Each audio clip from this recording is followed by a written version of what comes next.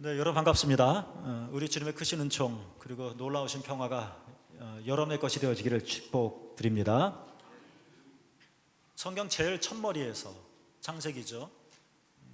우리 인간이 어떤 존재인지에 대한 성경의 위대한 첫 번째 진술이 있는데 창세기 1장과 2장입니다. 여기에 두 가지 중요한 우리가 결코 잊어서는 안 될 두 가지 진술을 고백을 성경에서 말하고 있습니다. 첫 번째는 물론 여러 가지가 있겠죠. 근데 제가 한번 두 가지를 골라봤습니다. 하나는 여러분이 잘 아시고 있는 것처럼 창세기 1장 26절과 27절의 표현처럼 하나님의 형상대로 우리는 창조되었다는 겁니다.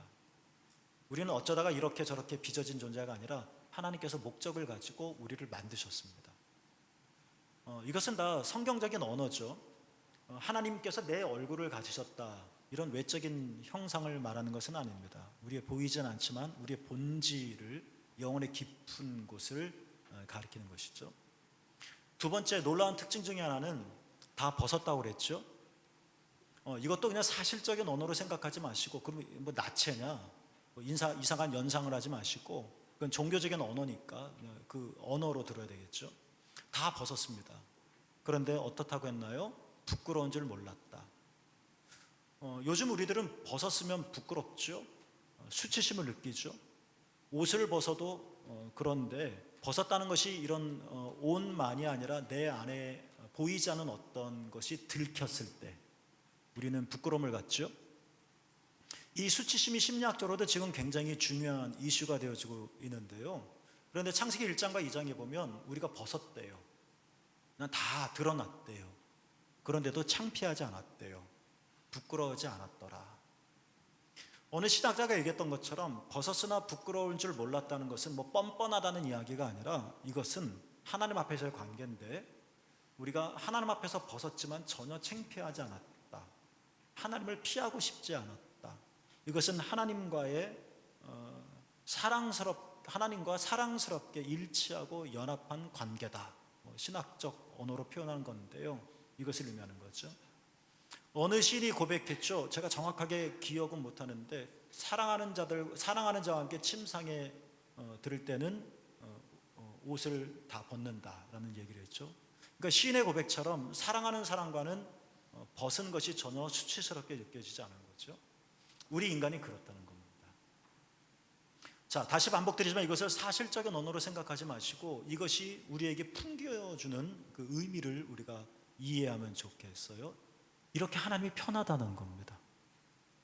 하나님이 요만큼도 불편하지 않다는 겁니다. 하나님이 신경 쓰이면 온 매무새를 좀 단속하려고 하겠죠.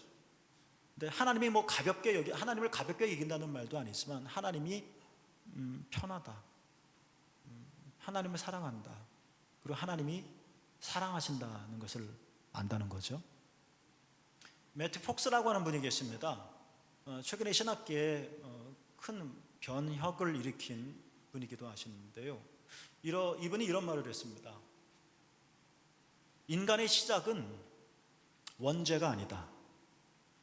원죄는 창세기 3장부터 나오죠. 인간의 시작은 원복이다. 원죄, 오리지널 신, 원복, 오리지널 블레싱.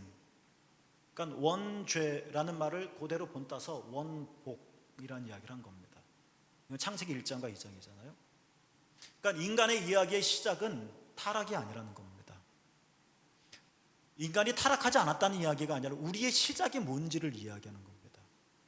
그러니까 우리는 도저히 일어날 수 없는, 우리는 완전 구제불능으로서, 우리는 도저히 어떻게 시작해 볼 수가 없는, 해볼 도리가 없는, 아주 철저하게 타락한, 가능성이 전혀 없는 타락의 이야기가 우리의 진짜 속성이 아니라, 원죄가 아니라, 이것은 나중에 우리가 겪은 이야기일 뿐이고, 진짜 우리가 누구냐? 우리는 원래 하나님의 복을 받은 자라는 겁니다. 1장, 2장이 이게 원래 우리의 처음 이야기라는 겁니다. 그런데 3장을 거치면서 우리가 살아가면서 모진 시련도 겪고 이런 일도 당하고 저런 일도 겪고 하다 보니까 좀 쪼그라들고 허리도 굽고 마음이 좀 완고해지고, 그리고 바르게 살지 못하고 그러기는 했지만 원래 인간이 누구냐? 원복이라는 겁니다. 리차드 로어라고 하는 분이, 이 사람은 성공의 신부인데요, 재미난 말을 했습니다. 이 사람은 융을 전공한 사람이기도 하고, 그래서 목회 상담학자이기도 한데요, 상담학자로서 이런 말을 했습니다. 이 원복의 이야기를 꺼내면서, 우리가 이 사실을 믿는다면 원래 나는 하나님의 복받은 사람입니다. 내가 지금 좀 문제가 생기고 내가 지금 아프고 내가 좀 그렇지만 원래 나는 먼지를 흡수하지만 원래 나는 하나님의 복덩입니다. 원래는 나는 하나님의 형상대로 창조된 사람입니다. 나는 하나님 앞에서 성경 언어로 벗어서도 부끄러움을 당하지 않는 존재입니다. 리차드 로어가 말하기를, 우리가 이 사실을 진짜 믿는다면 1,000만 원의 심리치료 비용을 절약할 수 있다. 이런 말을 했습니다. 이 말이 그만큼 중요하다는 거죠. 이걸 진짜 우리가 믿는다면 우리는 건강하게 살 수 있다는 것을 말하는 거겠죠. 여러분은 하나님의 형상대로 창조되었습니다. 이게 원래 우리의 모습이라는 겁니다. 원래의 모습이다. 그런데 창세기 3장에 가서 우리는 죄를 짓고 말았죠. 벗은 몸인 줄을 알았습니다. 근데 반응이 달랐죠. 무화과 나무 잎으로 몸을 가렸다 했습니다. 이건 창세기 3장 이야기입니다. 그리고 하나님을 피해 동산나무 뒤에 숨었다라고 말합니다. 1장, 2장도 벗었어요. 그런데 부끄러운 줄 몰랐어요. 왜? 사랑받고 사랑하니까. 이걸 아니까. 그런데 3장에 가서 똑같이 벗은 상태였는데 부끄러움을 알았어요. 가렸어요. 견딜 수가 없던 거겠죠. 동산나무 뒤에 숨었어요. 안 그럴 수 없었던 거겠죠. 하나님 앞에서 숨었다, 가렸다. 이거 하나님과 분리되어 있다는 겁니다. 하나님께 달려가지 못하는 거예요. 이렇게 요즘 신학자들은 죄란 뭐냐? 그것은 하나님과의 분리다, 이렇게 해석합니다. 하나님과 분리되어져 있기 때문에, 숨었기 때문에, 가렸기 때문에, 숨는다고 가린다고 부끄러운 이 감정조차가 없어지는 것은 아닌데, 하나님과 분리되어져 있기 때문에 여타 여러 가지 인간의 악과 고난을 우리는 겪을 수밖에 없다.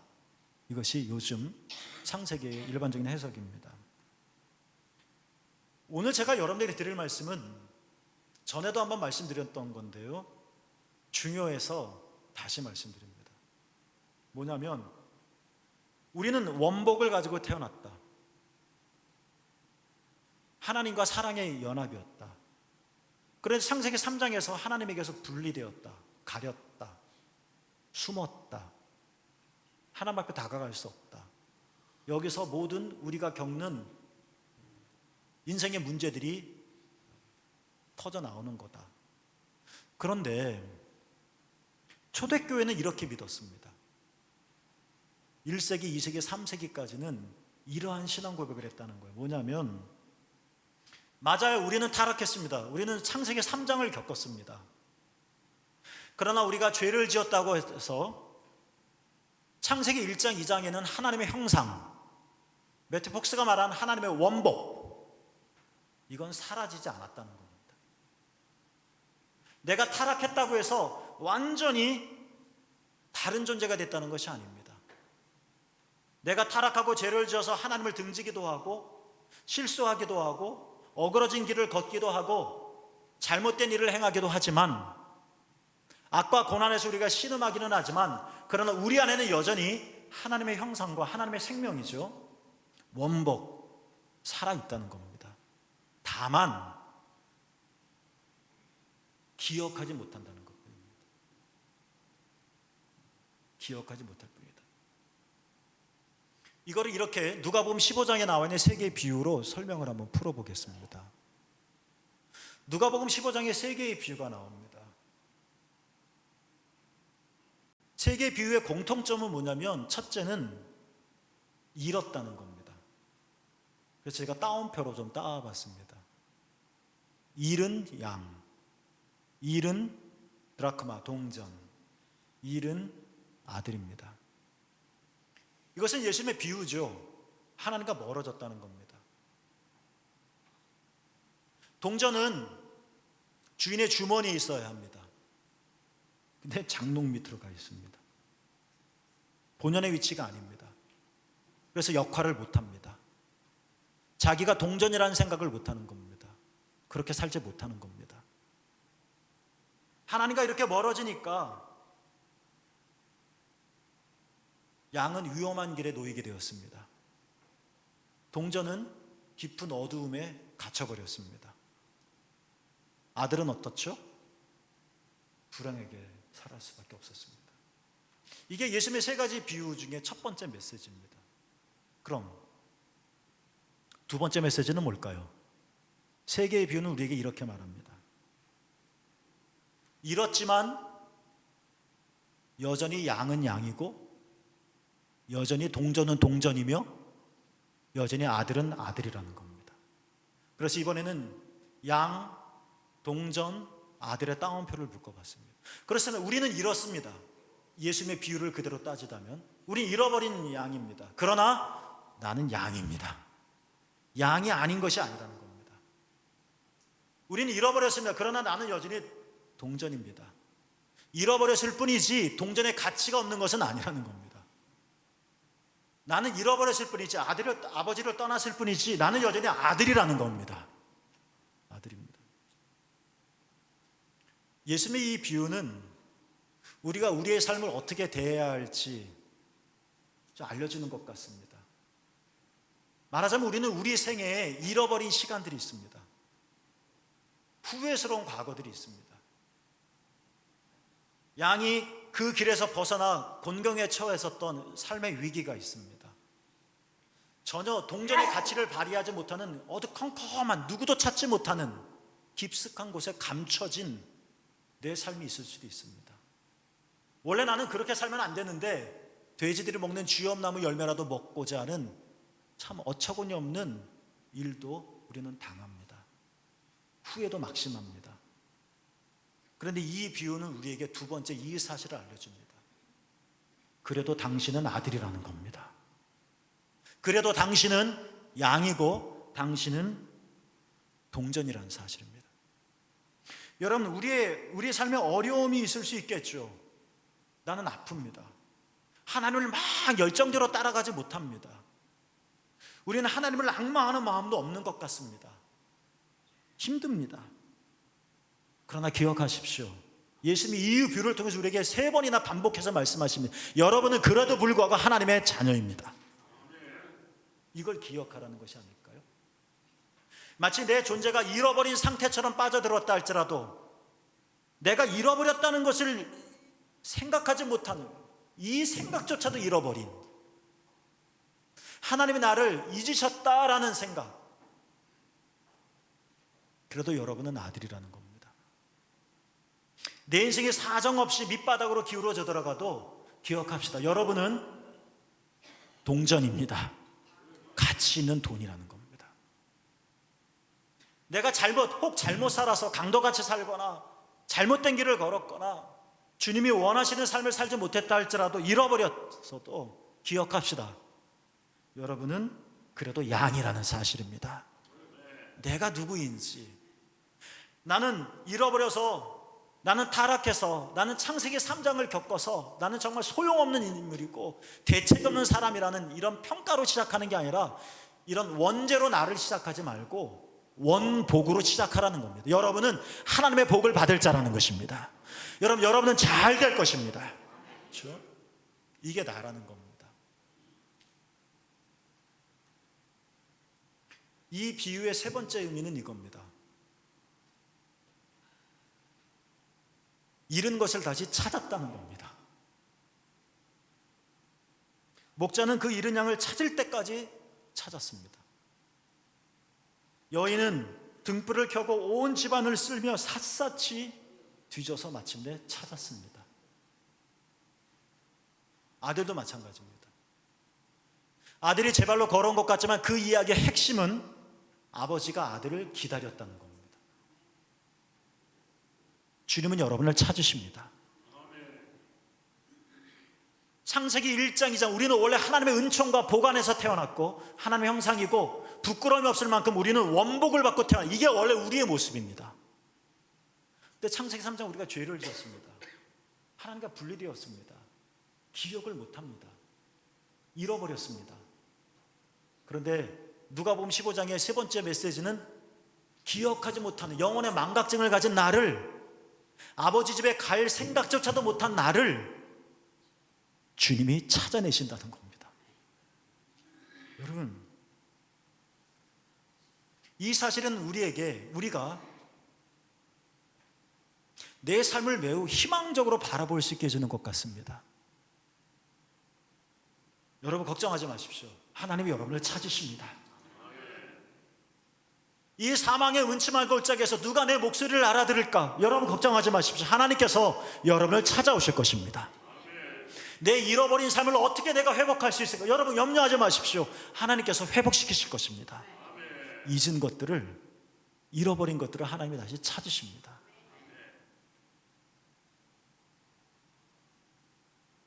내가 사망의 골짜기에 있다 할지라도 주님은 여러분을 지키십니다. 내 인생은 끝났다라고 생각하는 그 순간에도 주님은 나를 부르십니다. 이게 나입니다. 이게 여러분입니다. 한 번 끝은 하나님에게서는 끝이 아니라는 겁니다. 하나님이 여러분을 다시 일으키실 것입니다. 반드시 여러분을 찾아내실 것입니다. 이게 나라는 겁니다. 이게 원복이라는 겁니다.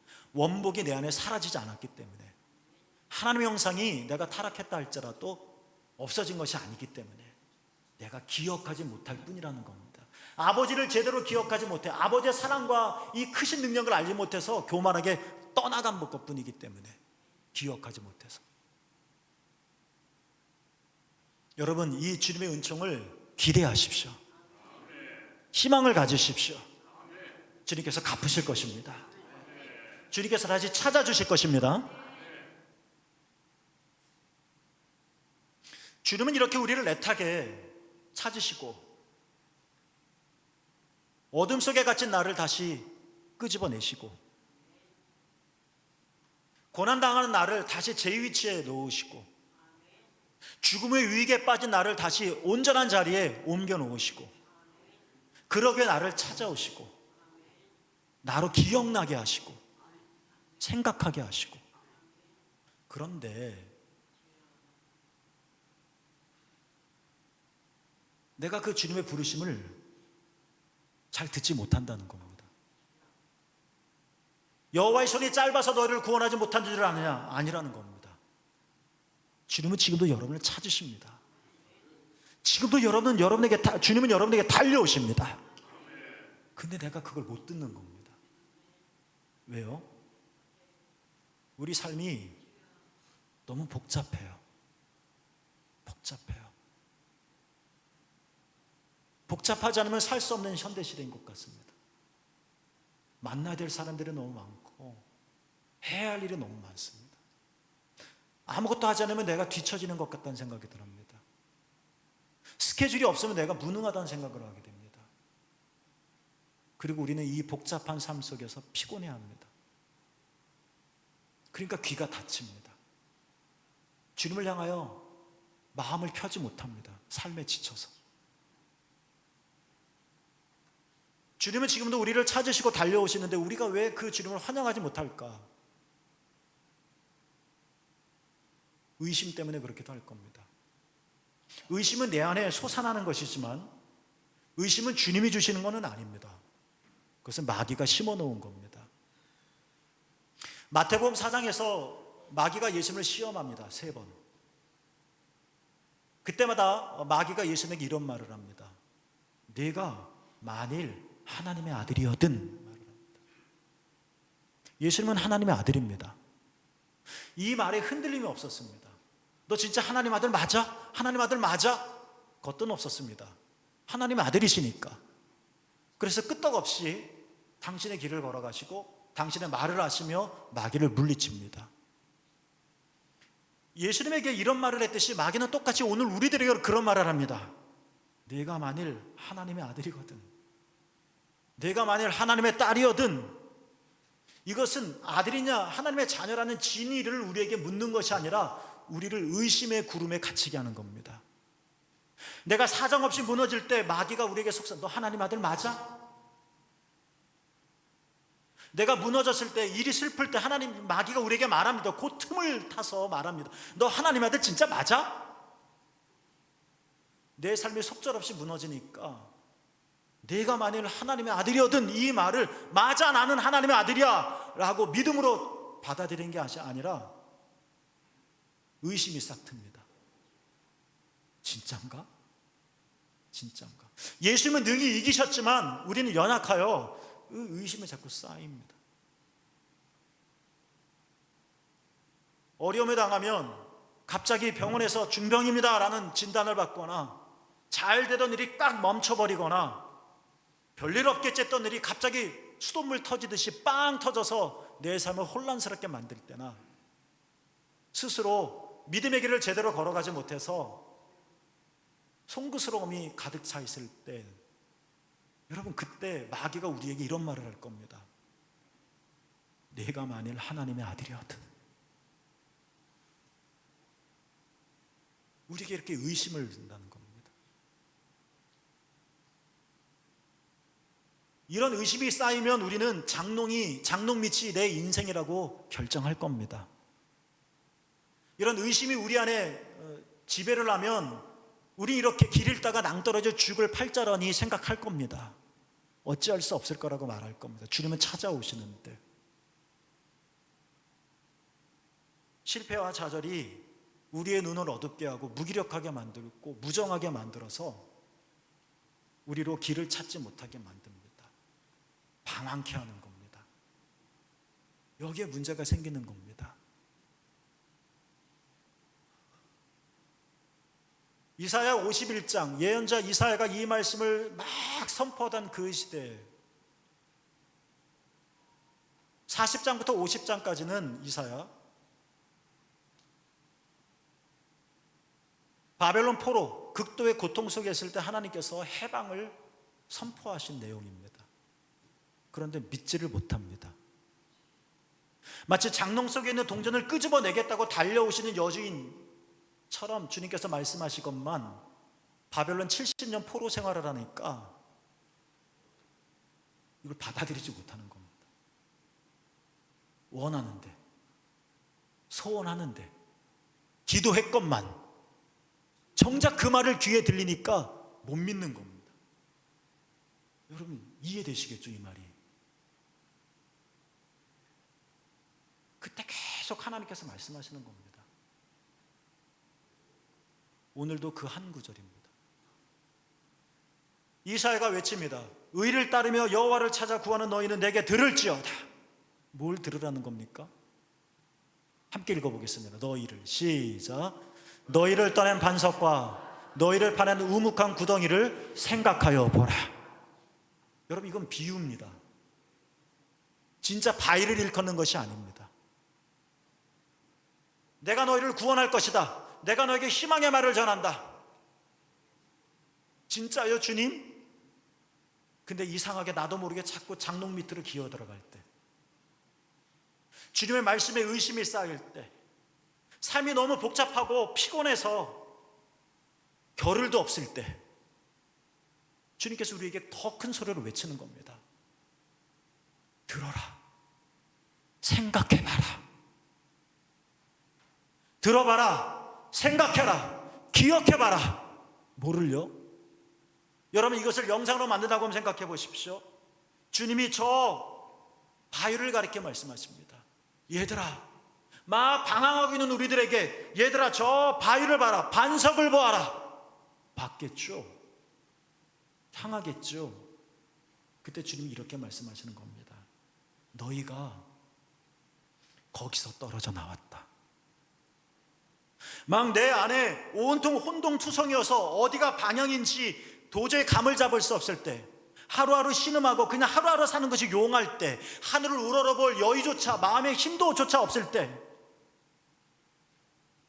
둘째 아들처럼 방탕하게 사는 것이 전부라고 생각할 때 주님께서 우리에게 말씀하십니다.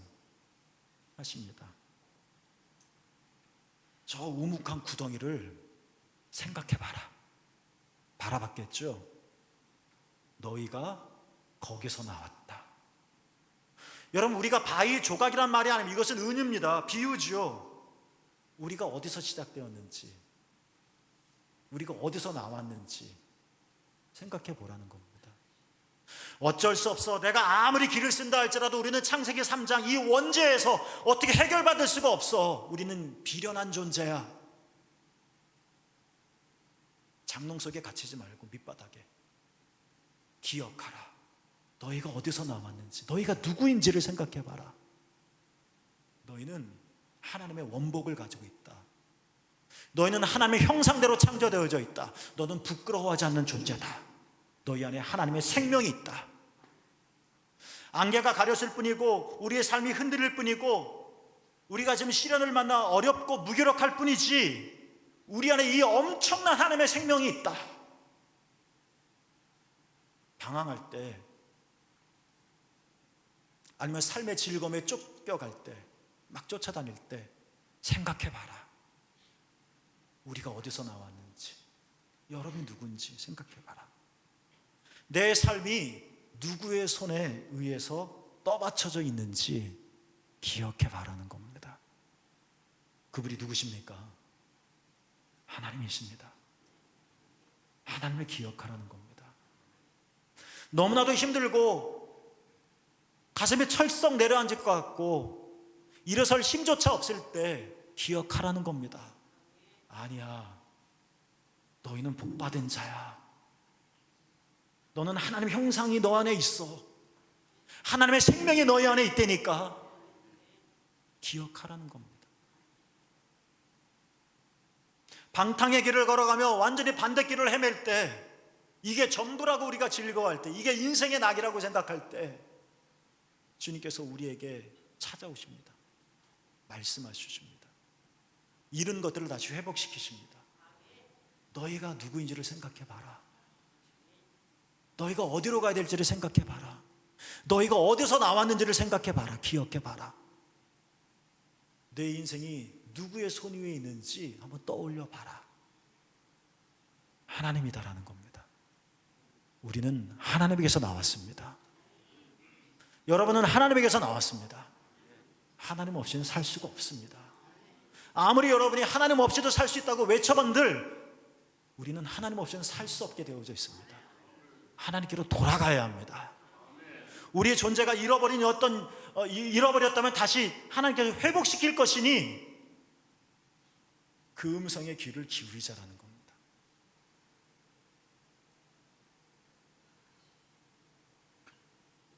노벨 문학상을 받은 칠레의 저항시인 파블로 네루다가 지은 시가 있는데 그 시의 일부가 이렇습니다. 사람은 날지 않으면 길을 잃는다. 이 표현은 굉장히 역설적인 것 같습니다. 왜냐하면 사람은 날 수가 없기 때문에 그렇습니다. 그런데 날랍니다. 날아야 길을 잃지 않는다는 겁니다. 맞습니다. 사람은 땅을 걷게 되어 있습니다. 땅에서 살아야 합니다. 하나님의 창조의 질서입니다. 이 시도 상징적인 거겠죠. 우리가 땅을 걸으며 땅에서 살아야 되지만, 그러나 정말 제대로 걸으려면 한 번쯤 날아야 합니다.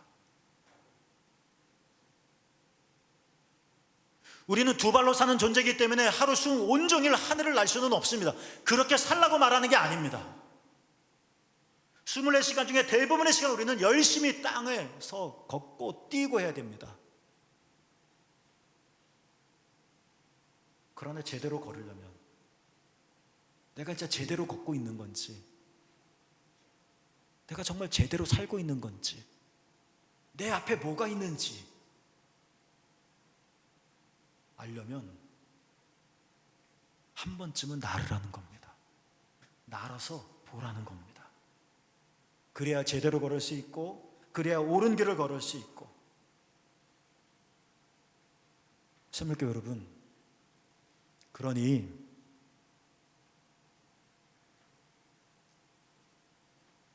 가끔이라도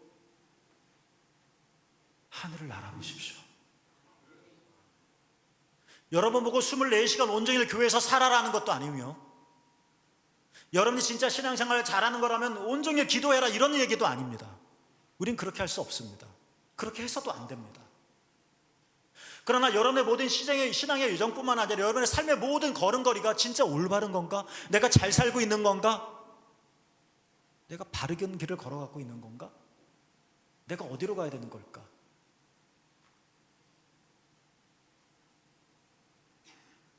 그렇다면